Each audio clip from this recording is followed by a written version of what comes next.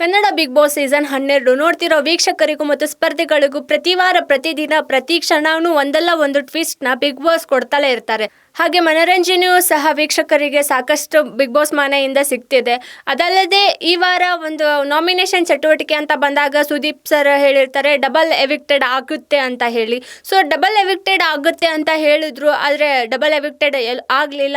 ಯಾಕಂದರೆ ರಕ್ಷಿತಾ ಮತ್ತು ಧ್ರುವಂತ್ ಅವರು ಇನ್ನೂ ಸೀಕ್ರೆಟ್ ರೂಮ್ ಒಳಗಡೆ ಇದ್ದಾರೆ. ಅವರು ಸೀಕ್ರೆಟ್ ರೂಮಿಂದ ಬಿಗ್ ಬಾಸ್ ಮನೆಗೆ ಹೋದ್ಮೇಲೆ ಯಾವ ರೀತಿಯಾಗಿ ಚೇಂಜಸ್ ಆಗ್ತದೆ, ಹಾಗೆ ಯಾರ್ಯಾರ ಮನೆಯಿಂದ ಮತ್ತೆ ಹೊರಗೆ ಬರಬಹುದು, ಈ ಆಟದಲ್ಲಿ ಯಾರು ತಮ್ಮನ್ನು ತಾವು ಚೆನ್ನಾಗಿ ಗುರುತಿಸ್ಕೋತಾರೆ, ಹಾಗೆ ಆಟದಿಂದ ಯಾರು ಕ್ಯಾಪ್ಟನ್ಶಿಪ್ ಓಟಕ್ಕೆ ಹೋಗ್ತಾರೆ ಅನ್ನೋದನ್ನ ಕಾದು ನೋಡಬೇಕು. ನಿನ್ನೆ ರಾಶಿಕಾ ಅವರ ಉಸ್ತುವಾರಿ ಜೊತೆಗೆ ಧ್ರುವಂತ್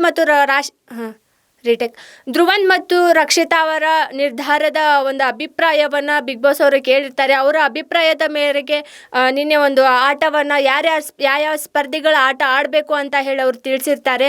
ಅದಲ್ಲದೆ ಮತ್ತು ರಾಶಿಕಾ ಅವರು ಯಾರು ನಾಮಿನೇಟ್ ಆಗಬೇಕು, ಯಾರು ಕ್ಯಾಪ್ಟನ್ಶಿಪ್ ಓಟಕ್ಕೆ ಬರಬೇಕು ಅನ್ನೋದನ್ನು ಅವರ ಡಿಸಿಷನ್ ಮೇಲ್ಗೆ ನಿಂತಿರುತ್ತೆ. ರಾಶಿಕಾ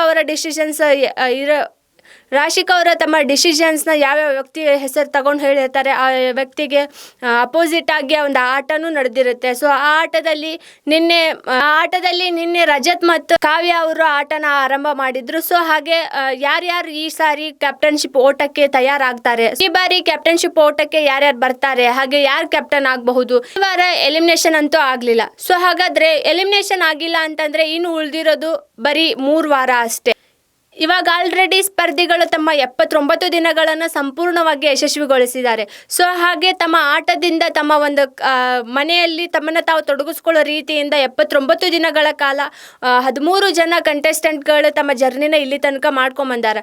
ಸೊ ಇವಾಗ ಇನ್ನು 3 ವಾರಗಳ ಕಾಲ ಅವರು ತಮ್ಮನ್ನು ತಾವು ಉಳಿಸ್ಕೋಬೇಕಂದ್ರೆ ಇನ್ನೂ ಅಷ್ಟು ಇವಾಗಿರೋ ಒಂದು ಆಟದ ಹುಮ್ಮಸ್ಕಿನ 10ರಷ್ಟು ಜಾಸ್ತಿಯಾಗಿ ತಮ್ಮ ಎಫರ್ಟ್ನ ತಾವು ಹಾಕಿ ಆಟ ಆಡಬೇಕಾಕೈತಿ. ಸೊ ಪ್ರತಿಯೊಂದು ವ್ಯಕ್ತಿಗೂ ಈ ವಾರದ ಆಟ ಬಹಳ ಇಂಪಾರ್ಟೆಂಟ್ ಅಂತಾನೆ ಹೇಳ್ಬೋದು. ಯಾಕಂದ್ರೆ ವಾರದ ಎಲಿಮಿನೇಷನ್ ಅಂತೂ ಆಗಿಲ್ಲ. ಸೊ ಹಾಗೆ ಈ ವಾರ ಮಿಡ್ ವೀಕ್ ಎಲಿಮಿನೇಷನ್ ಆಗಬಹುದಾ, ಇವೆಲ್ಲ ಒಂದು ಕನ್ಫ್ಯೂಷನ್ಸ್ ತುಂಬಾನೇ ಇದೆ.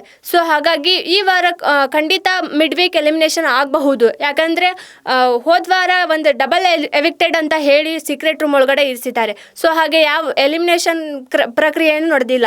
ಇನ್ಮೇಲೆ ಉಳಿದಿರೋದು ಬರೀ 3 ವಾರಗಳಷ್ಟೇ. ವಾರ ಒಬ್ಬೊಬ್ಬರನ್ನ ಅಂತ ಹೇಳಿ ಕಳಿಸಿದ್ರೆ ಅವರಿಗೆ ಇನ್ನೂ ತುಂಬಾ ಜನನೇ ಉಳಿದಿರ್ತಾರೆ. ಸೊ ಹಾಗೆ ಬಿಗ್ ಬಾಸ್ ವಿನ್ನರ್ ಒಬ್ಬರೇ ಆಗಿರೋದ್ರಿಂದ ಮನೆಯಿಂದ ಸ್ಪರ್ಧಿಗಳು ಹೊರ ಬರಲೇಬೇಕು. ಸೊ ಆ ರೀಸನಿಗೋಸ್ಕರ ಈ ವಾರ ಮಿಡ್ ವೀಕ್ ಎಲಿಮಿನೇಷನ್ ಇದೆಯಾ? ಹೌದು, ಇದೊಂದೆಲ್ಲ ಕನ್ಫ್ಯೂಷನ್ಸ್ಗೆ ವೀಕ್ ಎಲಿಮಿನೇಷನ್ ಇರಬಹುದಾ ಅನ್ನೋ ಕನ್ಫ್ಯೂಷನ್ ಸಾಕಷ್ಟಿದೆ. ಸೊ ಯಾಕಂದರೆ ವಾರವಿಡೀ ಒಂದು ಆಟ ಆಡಿ ತಮ್ಮನ್ನು ತಾವು ಆಟದಲ್ಲಿ ತೊಡಗಿಸ್ಕೊಂಡು ಎಲ್ಲೋ ಒಂದು ಕಡೆ ಒಂದು ಸಣ್ಣ ಮಿಸ್ಟೇಕ್ಗಳಿಂದ ಸ್ಪರ್ಧಿಗಳ ತಮ್ಮನ್ನು ತಾವು ಮರ್ತು ಹೋಗ್ಬಿಟ್ಟಿರ್ತಾರೆ. ಸೊ ಹಾಗಾಗಿ ಈ ಒಂದು ಚಟುವಟಿಕೆ ಇಂದ ತಮ್ಮನ್ನು ತಾವು ತೊಡಗಿಸ್ಕೊಳ್ಳೋಕೆ ಸ್ವಲ್ಪ ಅನರ್ಹರಾಗಿ ಮನೆಯಿಂದ ಹೊರಗೆ ಬರೋವಂಥ ಚಾನ್ಸಸ್ ಬಹಳಷ್ಟು ಐತಿ. ಸೊ ಎಲಿಮಿನೇಟೆಡ್ ಪ್ರಕ್ರಿಯೆ ನಡೆದಿಲ್ಲ ಅಂತಂದರೆ ಇನ್ನು 3 ವಾರದೊಳಗಡೆ ಮನೆಯಲ್ಲಿರುವಂಥ ಅಷ್ಟು ಸ್ಪರ್ಧಿಗಳು ಯಾರು ಆಟ ಚೆನ್ನಾಗಿರುತ್ತೆ ಅವರನ್ನು ಮುಂದೆ ಟಾಪ್ 5 ಒಳಗಡೆ ನೋಡಬಹುದು.